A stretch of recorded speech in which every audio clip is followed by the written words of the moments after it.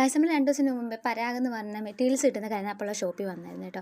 അപ്പം വിഷുവും അതുപോലെ ആറ്റുപോലെ പൊങ്കാലയൊക്കെ വരുന്ന കുറച്ച് മെറ്റീരിയൽസ് എടുക്കാൻ വേണ്ടി വന്നതാണ് കേട്ടോ. ചെറിയൊരു ഷോപ്പിങ്.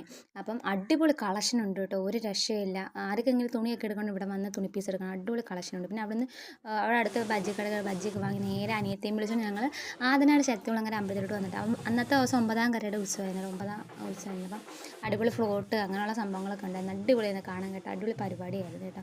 കുറേ ഫ്ലോട്ടും അങ്ങനെ സംഭവമുണ്ട്. പിന്നെ കടല മിക്സ് മസാല ചേർത്തുള്ള അത് മേടിച്ച് കഴിച്ചു. പിന്നെ കുലുക്കി സർവത്ത് പിന്നെ ബജ്ജിയൊക്കെ മേടിച്ച് കഴിച്ചു കേട്ടോ. കുറേ നേരം ഒരു 9 മണി വരെ 10:15 വരെ ഞങ്ങളിവിടെ നിന്ന് കേട്ടോ. മഴയുടെ ഒരു മന്ദാരം ഉണ്ടായിരുന്നു, പക്ഷെ മഴ പെയ്തില്ല. ഞങ്ങൾ അവിടെ നിന്ന് ഇറങ്ങി ഒരു 11 മണി ആയപ്പോഴത്തേക്ക് മഴയൊക്കെ പെയ്തു കേട്ടോ. പിന്നെ അവിടെ അടുത്തൊരു കടയിൽ കയറി നിന്നു.